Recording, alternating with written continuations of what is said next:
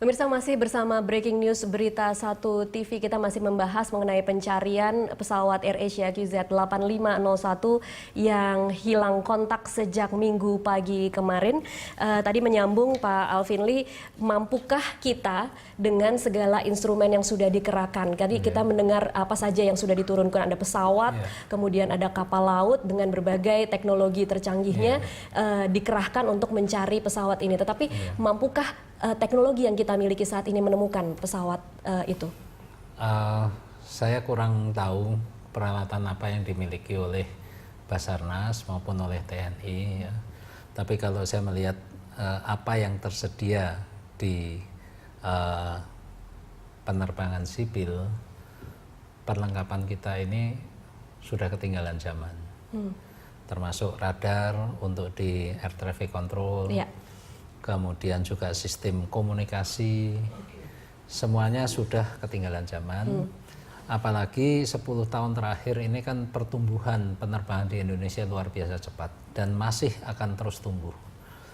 Kalau kita tidak mengantisipasi dengan modernisasi perlengkapan navigasi dan sebagainya, kita menghadapi ancaman yang cukup besar sebetulnya.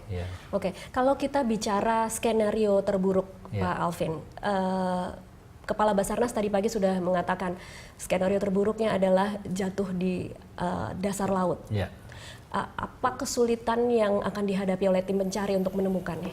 Iya, itu kan membutuhkan perlengkapan khusus ya, seperti dulu Adam Air 574, itu juga kita membutuhkan perlengkapan yang kita sewa dari Amerika waktu itu untuk mengambil black box pada kedalaman beberapa kilometer di bawah permukaan laut. Dan itu memang yang punya tidak banyak. Hal-hal seperti itu mungkin untuk mengambil kita tidak perlu punya sendiri ya. Dan semoga kita nggak perlu pakai. Tapi untuk penginderaan itu tentunya kita perlu punya. Satu untuk kemanusiaan, kedua juga untuk pertahanan kita, dan ketiga juga untuk eksplorasi. Kalau Pak Jokowi menekankan kemaritiman itu termasuk juga menjaga kedaulatan laut kita, bukan hanya di permukaan tapi juga di bawah permukaan itu. Kalau kemudian bicara tentang bagaimana di era saat ini di tahun 2014 dengan semua kecanggihan teknologi yang kita miliki, kita bisa kehilangan pesawat bukan saat ini saja, tetapi kita menyaksikan pada awal tahun 2014, tepatnya pada bulan Maret, MH370 juga hilang secara misterius. Apa yang harus dijadikan evaluasi agar kemudian kecanggihan teknologi yang kita miliki saat ini seharusnya bisa menemukan, setidaknya kalau tidak sinyal ILT, harusnya sinyal-sinyal, ada yang mengatakan sinyal-sinyal handphone dari para penumpang seharusnya bisa ditemukan. Iya, sebetulnya di pesawat pun sudah berlapis-lapis ya, selain ada transponder untuk radar, ada ADS-B dan sebagainya dan sebagainya. Tapi kembali lagi, kalau suatu kejadian itu terjadi pada wilayah yang jelas, itu tidak masalah. Seperti MH17 yang ditembak misil, itu langsung bisa ketahuan kan. Namun untuk MH370 memang itu jangkauannya sangat luas dan banyak variabel-variabelnya. Saya kira kita fokus ke AirAsia QZ8501 ini.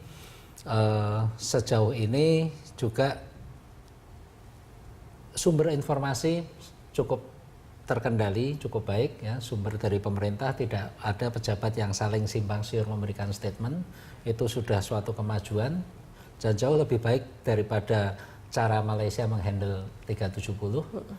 Kemudian briefing harian seperti tadi ini juga memberikan menjawab kehausan informasi publik, media maupun dari keluarga. Minimal mereka tahu bahwa pemerintah betul-betul sedang bekerja untuk mencari kejelasan. Nah, hal-hal seperti inilah yang juga dapat meredam beredarnya hoax, rumor dan sebagainya. Kalau tadi bicara tentang wilayah pencarian, relatif lebih sempit sebenarnya daripada MH370. Bukan seperti itu, Pak Alvin? Iya, kalau MH370 itu sangat kompleks ya. Tapi kalau ini sejauh ini juga tidak ada indikasi-indikasi pesawat itu misalnya melakukan penyimpangan penerbangan yang jauh ya. Indikasi faktanya adalah pertama, pesawat tersebut mendadak hilang dari radar pada ketinggian kurang lebih 32.000 kaki. Kemudian pilot tidak mengirimkan laporan emergency, distress call tidak ada kan. Dan setelah itu juga tidak ada sinyal ILT yang ditangkap. tidak, sampai sekarang kita tidak ada indikasi apa-apa yang lain-lain. Ini kan kita bekerja berdasarkan fakta. Fakta, oke. Apa yang bisa kita simpulkan dari fakta-fakta itu, Pak Alvin? Saya kalau dari fakta itu ya bahwa pesawat itu mendadak hilang dari radar dan tidak ada distress call. Saya menduga telah terjadi suatu perubahan kondisi yang sangat cepat di dalam pesawat tersebut yang tidak memungkinkan untuk pilot melakukan prosedur emergency. Ya. Bahwa sebelumnya pilot itu melaporkan atau meminta izin untuk melakukan menaikkan pesawatnya dari 32 ke 38.000, itu juga suatu fakta yang kita gunakan untuk memvisualisasi, oh berarti ada kondisi cuaca jelek di depannya.